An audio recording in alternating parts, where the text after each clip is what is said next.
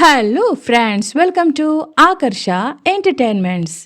ఈనాటి మన ఎపిసోడ్లో మనం మన అంటే ఒకప్పుడు కూడా కాదు, జస్ట్ మొన్ననే అనుకోండి, మనము ఇది భైరవుడి కథ ఈ స్టోరీ విన్నాం కదా. అయితే అది 5 ఎపిసోడ్స్ పెట్టిన తర్వాత అనుకోకుండా కొన్ని కారణాల వల్ల దాన్ని ఆపేయడం జరిగింది అని నాకు ఈ స్టోరీ పెట్టండి అని చెప్పి కామెంట్ చేసిన వాళ్ళకు కూడా నేను ఆన్సర్ ఇచ్చాను.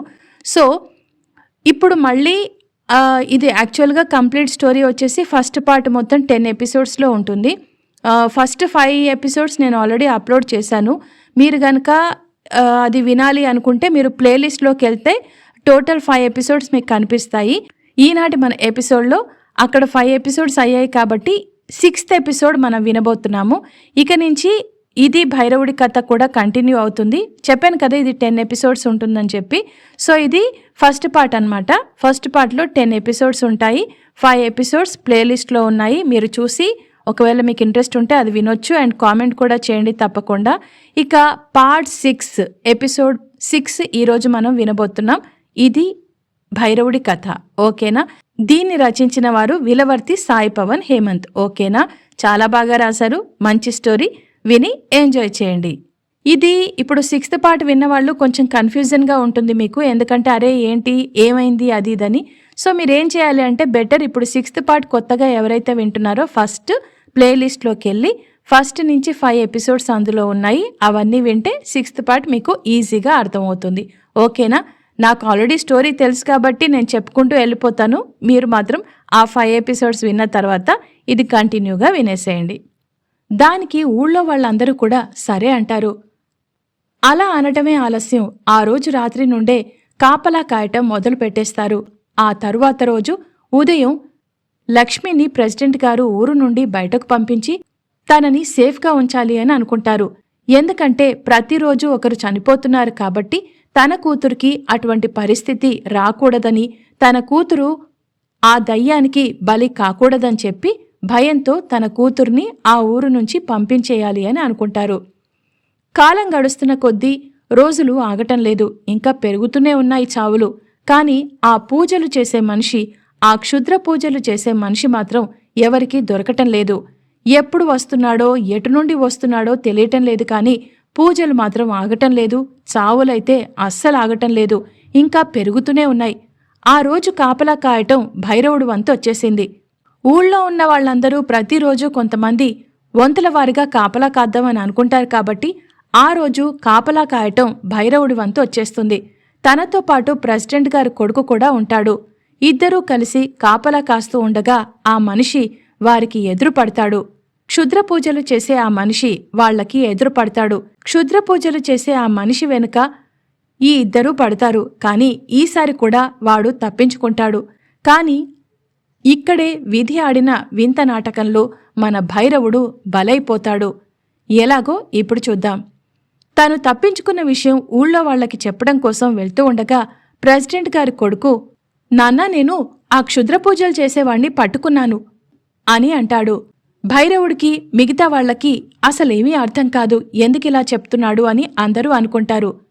మిగతా వాళ్ళందరూ కూడా ఏడి ఎక్కడున్నాడు వాడు అని అడుగుతారు.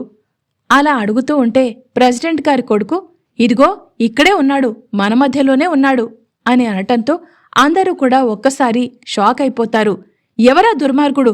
ఇంతమంది ప్రాణాలు తీసినా ఆ దుర్మార్గుడు మన మధ్యలోనే ఉన్నాడా? వాడికెంత ధైర్యం? ఎవడు వాడు? ఎక్కడున్నాడు అని ప్రతి ఒక్కరూ కూడా కోపంతో ఊగిపోతారు. అప్పుడు ప్రెసిడెంట్ గారి అబ్బాయి, తానెవరో కాదు నాన్నా, ఈ భైరవుడే అని అనటంతో అందరూ ఒక్కసారి షాక్ అయిపోతారు.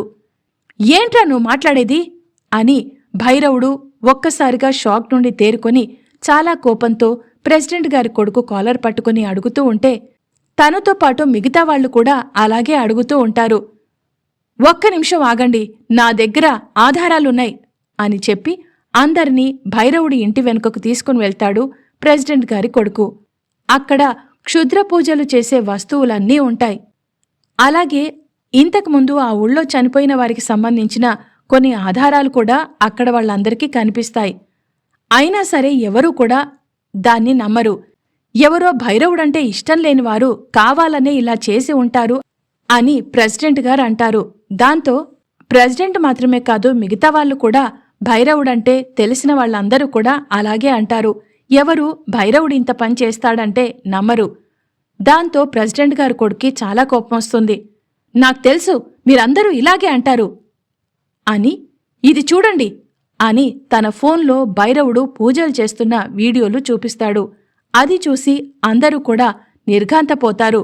ఏం చెయ్యాలో అర్థం కాక ప్రెసిడెంట్ గారి వైపు అందరూ చూస్తారు. ప్రెసిడెంట్ గారికి కూడా అసలు ఏం చెయ్యాలో అర్థం కావడం లేదు. భైరవుడు అది తను కాదు అని చెప్తున్నా కూడా కళ్ల ముందు వీడియో చూసిన ప్రతి ఒక్కరూ కూడా భైరవుడే చేశారు అనే నమ్మకానికి వచ్చేస్తారు. చివరికి తనకి ఎలాంటి శిక్ష వేయాలి అంటే ఈ ఊళ్ళో ఇప్పటి వరకు ప్రాణాలు కోల్పోయిన ప్రతి ఇంట్లో నుండి ఒక వ్యక్తి వచ్చి ఆ శిక్ష వేయాలి. అంతేకాని ఆ శిక్ష ఎలా ఉండాలంటే శిక్ష అనుభవించాలి కాని ప్రాణం మాత్రం పోకూడదు. అందరికీ అవకాశం రావాలి. ప్రతి ఇంట్లో వాళ్ళు ప్రతి ఒక్కరూ కూడా వచ్చి ఆ శిక్షని భైరవుడికి వెయ్యాలి.